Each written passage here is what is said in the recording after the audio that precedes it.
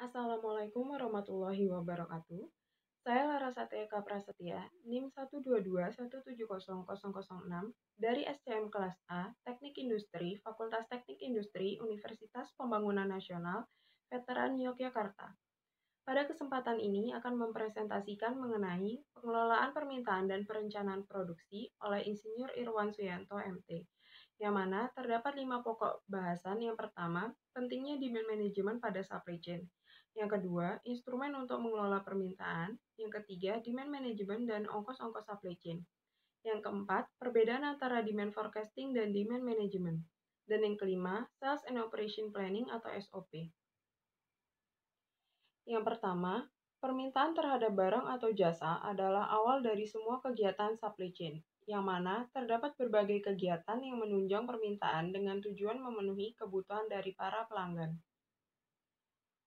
Perusahaan dengan sistem make to stock atau MTS, yang mana kegiatan produksi, pembelian material, dan pengiriman produk dilakukan sebelum perusahaan mengetahui jumlah yang akan dijual.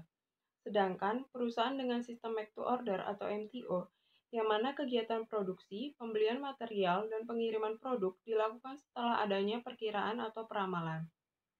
Dan yang ketiga, permintaan musiman akan mengakibatkan resiko tidak terpenuhi dan juga biaya yang menjadi lebih tinggi.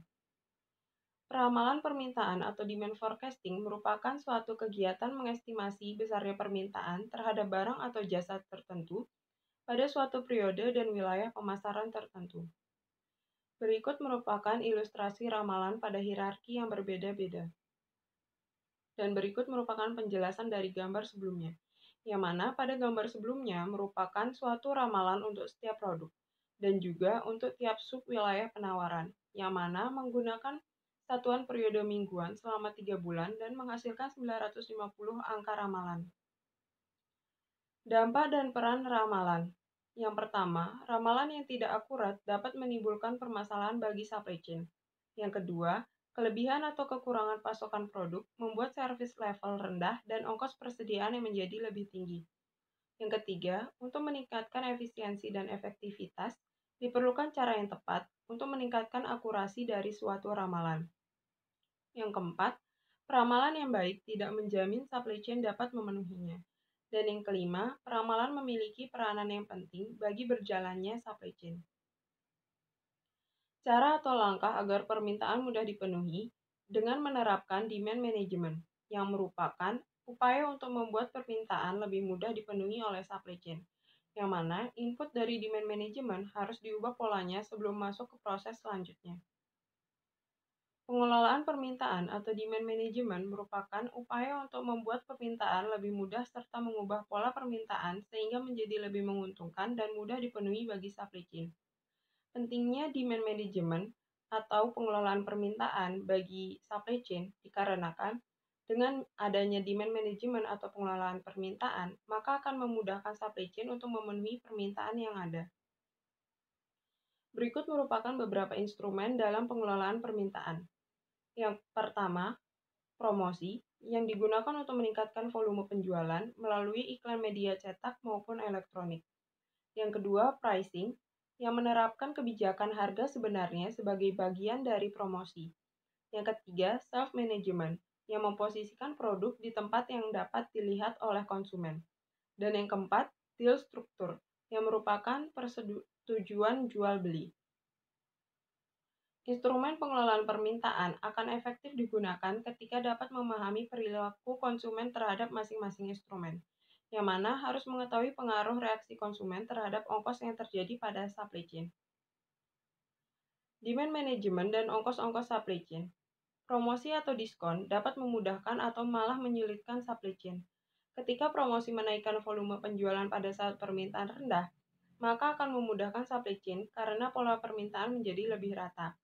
Sedangkan ketika promosi menaikkan volume penjualan pada saat permintaan tinggi, akan menyulitkan supply chain karena pola permintaan menjadi fluktuatif dan dapat diatasi dengan beberapa strategi. Strategi ketika permintaan fluktuasi, yang pertama, strategi kapasitas, yang mana mengubah kapasitas, penggunaan jam lembur, subkontrak sebagian produksi ke pihak lain. Yang kedua, strategi inventory, yang mana kapasitas menjadi lebih tetap, menimbun persediaan pada saat permintaan rendah dan digunakan saat permintaan tinggi. Dan strategi yang ketiga yaitu pemenuhan sebagian, yang mana permintaan yang tidak terpenuhi maka akan dipenuhi pada periode yang berikutnya. Perbedaan peramalan dan pengelolaan permintaan.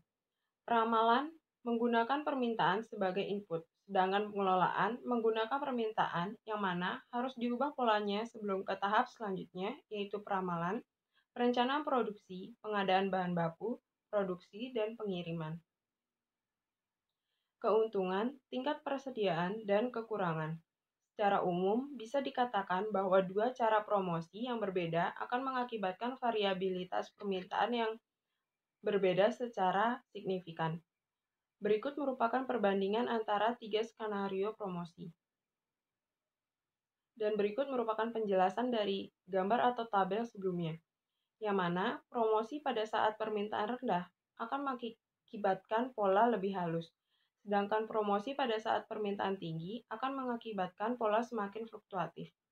Variabilitas permintaan dapat diukur dari koefisien variansi, yang mana semakin besar nilai koefisien variansi, maka semakin fluktuatif permintaan. Dari segi kekurangan, hubungan tersebut tidak terlalu kuat, yang mana fluktuasi permintaan mempengaruhi besarnya kekurangan persediaan. Semakin tinggi koefisien variansi, maka jumlah persediaan semakin besar. Semakin tinggi koefisien variansi, maka keuntungan semakin rendah. Koefisien variansi juga mempengaruhi jumlah permintaan dan juga keuntungan. Sales and Operation Planning merupakan proses koordinasi antar fungsi untuk mencapai konsensus rencana taktis di sebuah organisasi. Berikut merupakan fungsi SOP atau Sales and Operation Planning. Yang pertama, menciptakan link antar business planning dengan tactical plans. Yang kedua, cukup detail untuk operasional, namun cukup panjang untuk sumber daya. Yang ketiga, bersifat cross-functional. Yang keempat, menjadi jembatan antara customer value dengan supply chain efisiensi. Dan yang kelima, tercipta continuous improvement melalui planning review secara berkala. Berikut merupakan beberapa tahapan SOP. Yang pertama, terdapat pengumpulan data. Yang kedua, demand planning.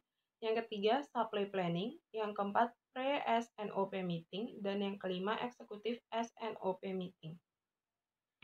Sekian presentasi dari saya. Kurang dan lebihnya mohon dimaafkan. Wabillahi taufiq walhidayah. Wassalamualaikum warahmatullahi wabarakatuh.